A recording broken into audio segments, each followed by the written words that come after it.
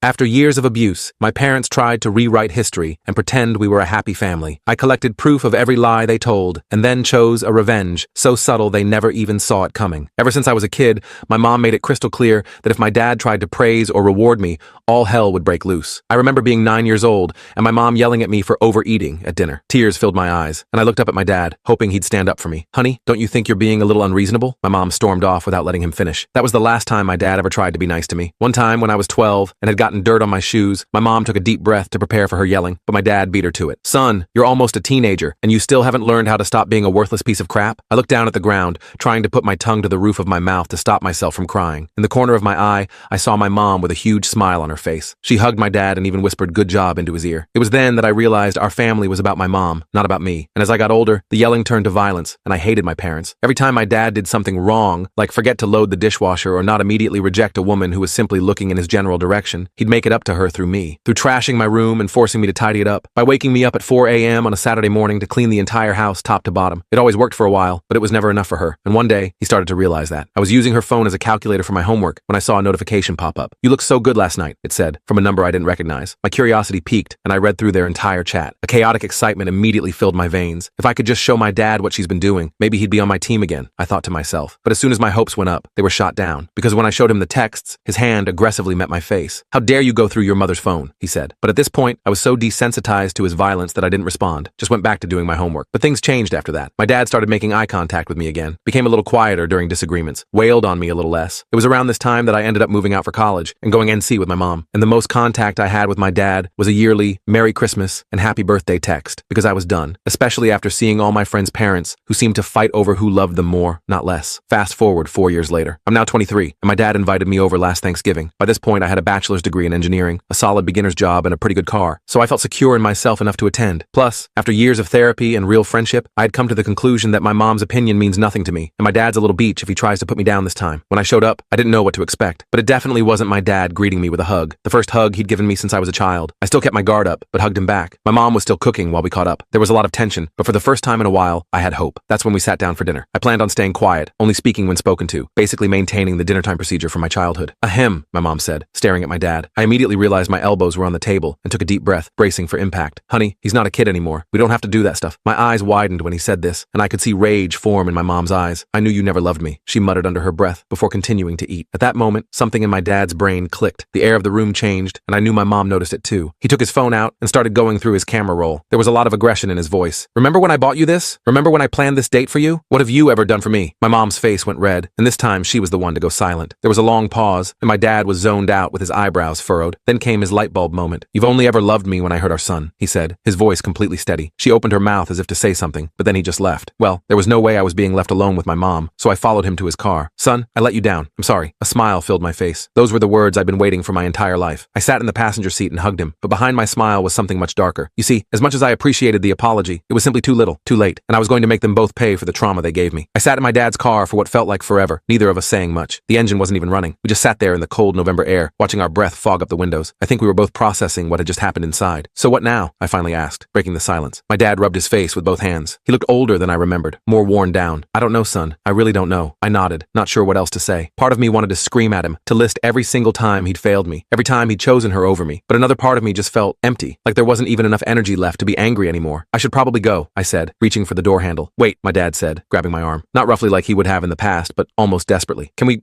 get a coffee or something? I think we should talk." I hesitated. I had a 4-hour drive back to my apartment, and honestly, I wasn't sure I wanted to hear whatever he had to say, but curiosity got the better of me. "Fine, one coffee." We drove separately to a nearby Denny's, the only place open on Thanksgiving night. The restaurant was practically empty except for a few truckers and what looked like other refugees from family dinners gone wrong. We slid into a booth, and a tired-looking waitress named Debbie took our order. "So," I said after our coffees arrived, "you wanted to talk?" My dad stared into his mug like it held the answers to all of life's questions. "I've been seeing a therapist," he said finally. That was literally the last thing I expected him to say. My dad was old school, the kind of guy who thought therapy was for weak people who can't handle their problems. I nearly spit out my coffee. "For how long?" I asked. "About 6 months now," he replied. "After your mom's incident." "What incident?" He looked surprised. "You don't know? I thought maybe that's why you agreed to come for Thanksgiving." I shook my head, completely lost. "Your mom had a breakdown back in May. She got fired from her job for screaming at her boss, then crashed her car into a grocery store display window. Nobody was hurt, but she got ordered to do anger management and therapy as part of her probation." I sat back, processing this information. It was hard to imagine my mom in therapy. She'd always acted like she was perfect, and everyone else was the problem. "So you started therapy because of her?" I asked. "Kind of. The court suggested couples counseling too, and I went along with it at first just to support her. but then my therapist suggested I might benefit from some individual sessions. He took a sip of his coffee. That's when I started to realize how fucked up everything was. How fucked up I was. I didn't say anything. What was there to say? Congratulations on finally realizing you were an abusive father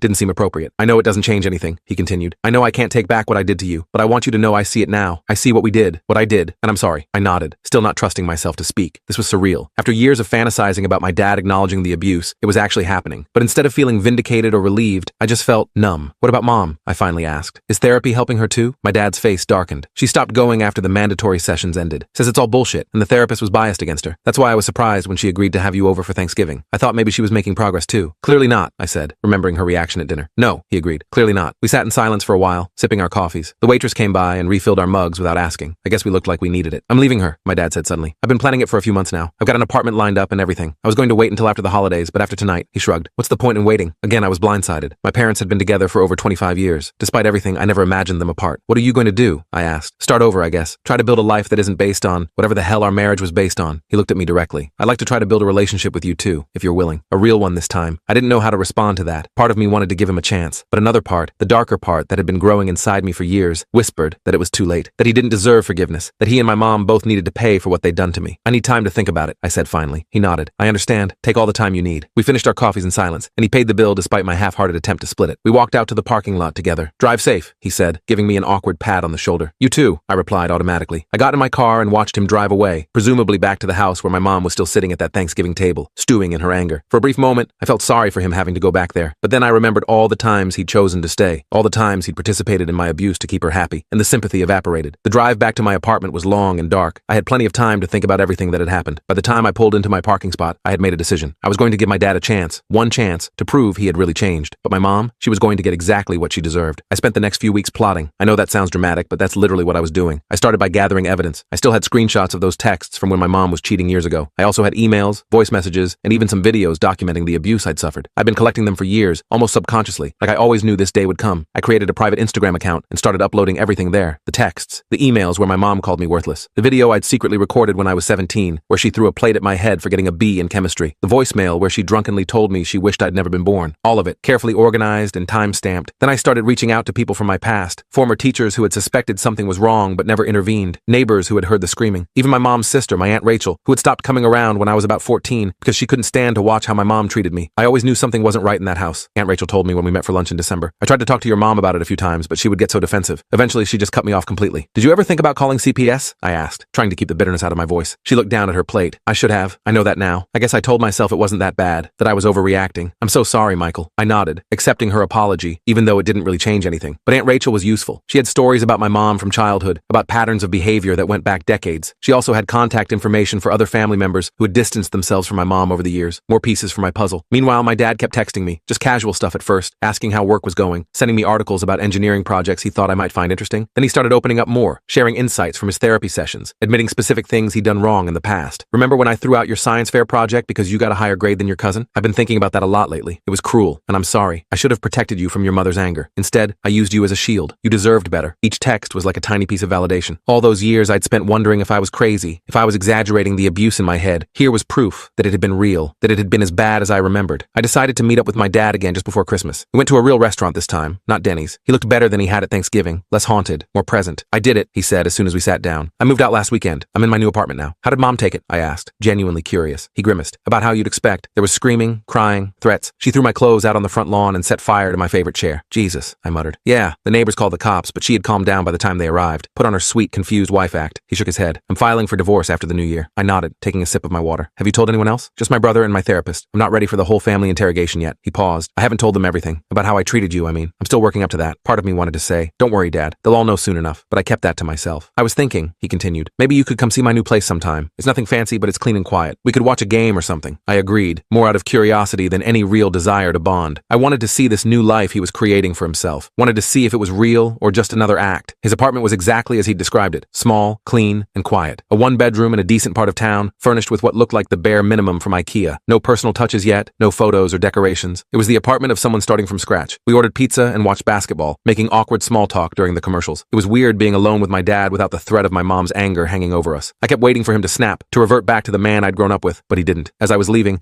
he handed me a small wrapped package. Early Christmas present, he said. You don't have to open it now. I waited until I got to my car to unwrap it. Inside was a framed photo of me at my college college graduation. I hadn't even known he was there. I certainly hadn't invited him. But there I was in my cap and gown, smiling with my friends. He must have been watching from a distance. There was a note with the photo. I missed so many important moments in your life because I was a coward. I'm trying not to be a coward anymore. I stared at the note for a long time before putting the frame back in its wrapping and driving home. The dark part of me wanted to throw it away, to reject this peace offering as too little, too late. But another part, a part I didn't want to acknowledge, felt something soften inside me. That feeling didn't last long, though. The next day, my mom called me for the first time in years. I let it go to voicemail, but her message made my blood boil. Michael, it's your mother. I don't know what lies your father has been telling you, but he's having some kind of midlife crisis. He's not well. I need you to talk some sense into him. Call me back. Not a word about her behavior at Thanksgiving. Not a hint of apology for years of abuse. Just the same old manipulation, trying to turn me against my dad, trying to use me as a pawn in their twisted game. I didn't call her back. Instead, I added the voicemail to my Instagram collection and continued with my plan. By mid-January, I had everything I needed. My private Instagram account was full of evidence. I had statements from family members, former teachers, and neighbors. I had my own detailed accounts of specific incidents of abuse, and I had a list of everyone who needed to see it all. My mom's employer, her church group, her book club, her siblings and cousins, my dad's family, the neighbors, everyone who had ever bought into her perfect mother act over the years. I hesitated when it came to my dad. Should I include him in the mass email I was planning to send? On one hand, he had been an abuser too. On the other, he seemed to be genuinely trying to change, to make amends. In the end, I decided to warn him, not because he deserved it, but because I wanted to see how he would react. I called him on a Tuesday evening in late January. Dad, I need to tell you something, I said as soon as he picked up. What's wrong? Are you okay? The concern in his voice sounded genuine. I'm fine, but I'm about to do something that's going to affect you, and I thought you should know in advance. Okay? He said cautiously. I'm going to expose Mom. Everything she did to me. Everything you both did. I have evidence, testimonials from other people. I'm sending it all out tomorrow. To her work, her friends, our family, everyone. There was a long silence on the other end of the line. I waited, curious to see if the old dad would emerge, if he would threaten me or try to defend her. I understand, he said finally, his voice quiet. You're not going to try to stop me? I asked, surprised. Number, you have every right to tell your story. What we did to you was wrong, and if this is what you need to do to heal, then that's what you should do. I hadn't expected that. I'd been prepared for anger, for manipulation, for him to revert to his old ways. His acceptance threw me off balance. I'll be included in this too, I assume, he asked. Yes, I admitted. I can't tell the story without including your part in it. That's fair, he said. Just, can I ask one thing? What? Can you mention that I'm in therapy now? That I'm trying to change? Not to excuse what I did, just, I don't want to lose my job over this. I need to be able to support myself now that I'm on my own. I thought about it. It was a reasonable request, and unlike my mom, he had actually apologized and shown remorse. I can do that, I said. Thank you, he paused. For what it's worth, I'm proud of you for standing up for yourself, even if it's against us. After we hung up, I sat at my computer, staring at the email I had drafted. It was addressed to over 50 people, with a link to the Instagram account and a brief explanation of what they would find there. My finger hovered over the send button. Was I really going to do this? Was I really going to blow up my family's life? My mom would be humiliated, possibly lose her job. My dad would have to face the judgment of everyone who knew him. And me? What would I get out of it? Justice, whispered that dark part of me. Validation, revenge. But another voice, maybe the voice of my therapist, asked, will this actually help you heal, or will it just keep you trapped in the cycle of pain? I closed my laptop without sending the email. I needed more time to think. The next day, I got a text from my dad. Whatever you decide, I support you. That text was the tipping point, not because it made me feel better about my dad,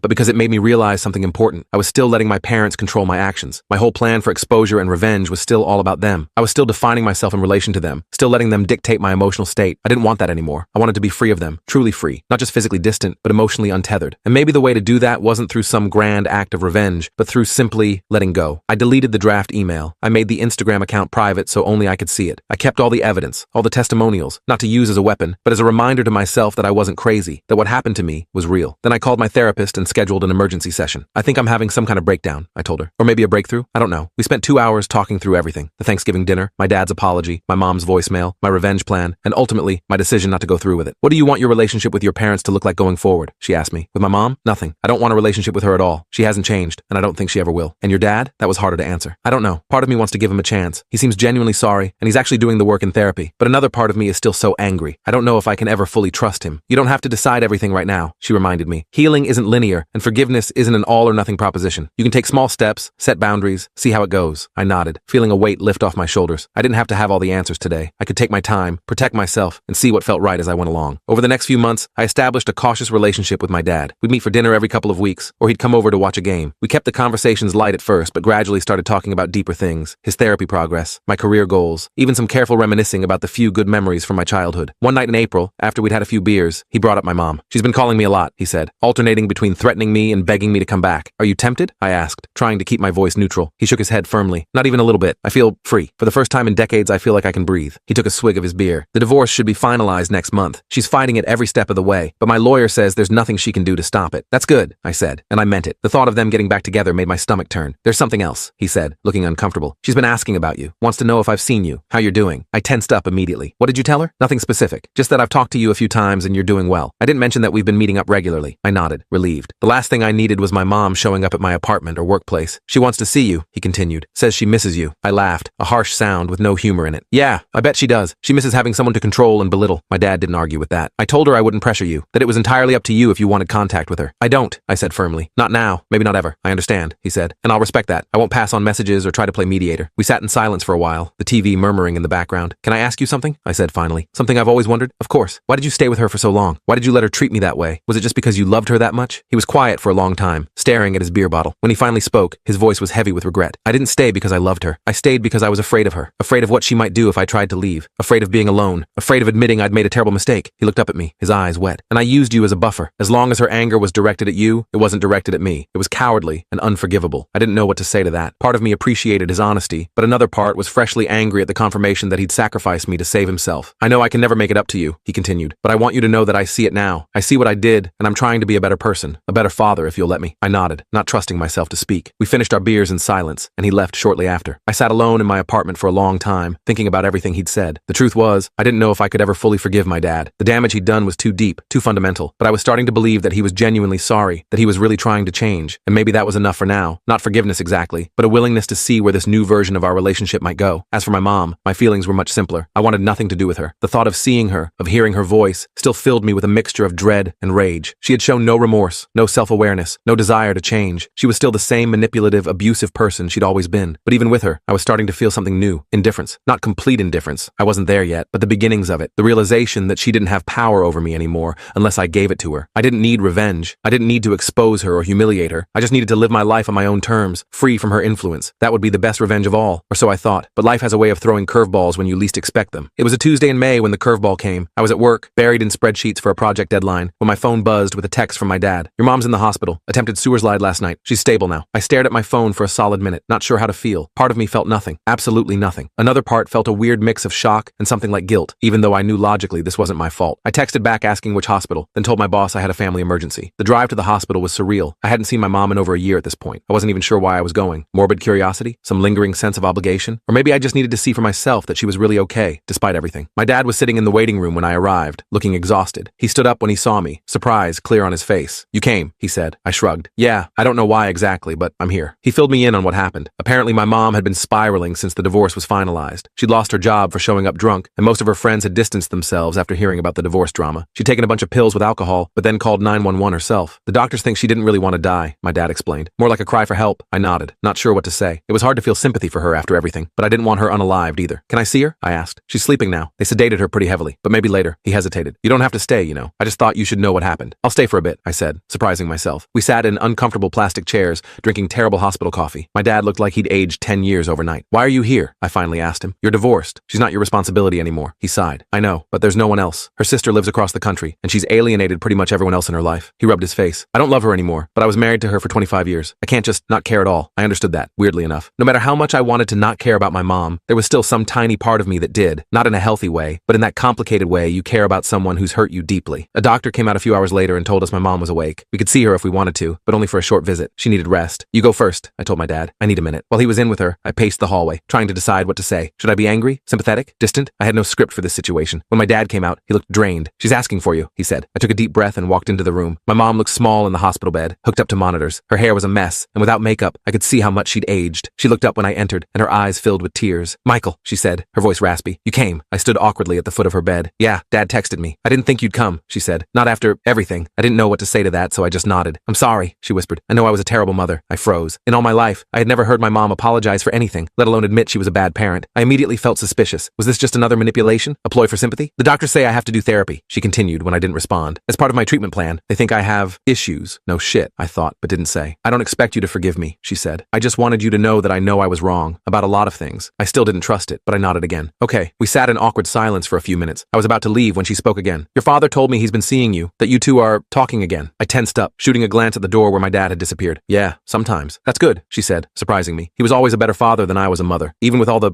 I didn't know what to make of that. It sounded almost like she was acknowledging my dad's abuse too, which was completely out of character for her. I should go, I said, uncomfortable with the whole situation. I hope you feel better. Michael, she called as I reached the door. Will you come see me again? Maybe? When I'm out of here? I turned back to look at her. She seemed genuinely vulnerable, genuinely sad, but I'd seen her put on acts before. I don't know, I said honestly. I need to think about it. She nodded, looking down at her hands. I understand. I left the room feeling completely disoriented. This wasn't the mom I knew. My mom didn't apologize. She didn't admit fault. She didn't look sad and small and broken. My dad was waiting in the hallway. How did it go? He asked. Weird, I said. Really weird. She apologized to me, said she was a terrible mother. My dad's eyebrows shot up. That's unexpected. Yeah, I leaned against the wall, suddenly exhausted. She asked if I'd come see her again after she gets out. Will you? I shrugged. I honestly have no idea. We left the hospital together, and my dad suggested we grab some real food at a diner nearby. Over burgers and fries, we talked about my mom's situation. The hospital's keeping her for 72-hour observation, he explained. After that, they're recommending an inpatient treatment program for a few weeks, for depression and alcohol abuse. Is she going to do it? She says she will, but you know your mom. She changes her mind a lot. I nodded, pushing my fries around on my plate. Do you think she meant it? The apology? My dad considered this. I don't know. Maybe. Near-death experiences can change people's perspectives, or it could be the meds talking, or she could be manipulating us again. He sighed. I guess time will tell. Time did tell, but not in the way I expected. My mom actually followed through with the inpatient program, and then continued with therapy afterward. I didn't visit her right away, but my dad kept me updated. He'd check in on her occasionally, making sure she was taking her meds and going to appointments. About 2 months after her sewer slide attempt, I agreed to meet her for coffee. I picked a public place, told my dad where I'd be, and limited it to 30 minutes. All precautions in case this was some elaborate trap. She was already at the coffee shop when I arrived, sitting at a corner table with 2 cups in front of her. She'd remembered how I take my coffee, black with 1 sugar. It was such a small thing, but it caught me off guard. Thanks for coming, she said as I sat down. Sure, I replied, still cautious. She looked better than she had in the hospital. Her hair was neatly styled and she was wearing makeup, but not the excessive amount she used to wear. She seemed softer somehow. How's your job going? She asked. Your father mentioned you were working on a big project. We made awkward small talk for a few minutes. It was the strangest conversation I'd ever had with my mom. No criticism, no backhanded compliments, no guilt trips. Just normal questions about my life, with actual listening when I answered. Finally, I couldn't take it anymore. What's going on, Mom? Why are you being like this? She looked down at her coffee. Like what? Nice. Normal. Like you actually care what I have to say. She flinched slightly at that. I deserve that, she said quietly. I know I do. She took a deep breath before continuing. My therapist says I have narcissistic personality disorder and borderline tendencies and alcohol use disorder. She gave a small, bitter laugh. Quite the collection, right? I didn't laugh. I was too shocked that she was acknowledging any of this. She says I've been self-medicating for years, using alcohol to manage emotions I don't know how to process. She looked up at me. That's not an excuse, just an explanation. Okay, I said, not sure where this was going. I'm on medication now, for depression and anxiety, and I haven't had a drink in 63 days. There was a hint of pride in her voice. That's good, I said, and meant it. Whatever else she'd done, sobriety was a positive step. I've been doing a lot of thinking about why I treated you the way I did, she continued. My therapist says I was jealous of the attention your father gave you, that I saw you as competition instead of as my child. She shook her head. It sounds so stupid when I say it out loud. It did sound stupid, but it also made a weird kind of sense. It explained why she'd get so angry whenever my dad showed me any kindness. I know I can't undo the damage I've done, she said. I know sorry doesn't fix anything, but I am sorry, Michael. More than I can express. I sat there, stunned. This was the apology I'd fantasized about for years, the acknowledgement I'd craved. But now that it was happening, I didn't know how to feel. I don't expect forgiveness, she added when I didn't respond. I just wanted you to know that I'm trying to change. For myself, but also because I hope someday we might have some kind of relationship. Not like before, something healthier. I nodded slowly. I appreciate you saying all this, but I need time to process it. Of course, she said quickly. Take all the time you need. I'm not going anywhere. We finished our coffees in silence, and then I made an excuse about needing to get back to work. As I stood to leave, she reached out like she wanted to hug me, then stopped herself. Thank you for coming, she said instead. Yeah, I replied. Take care of yourself, Mom. Over the next year,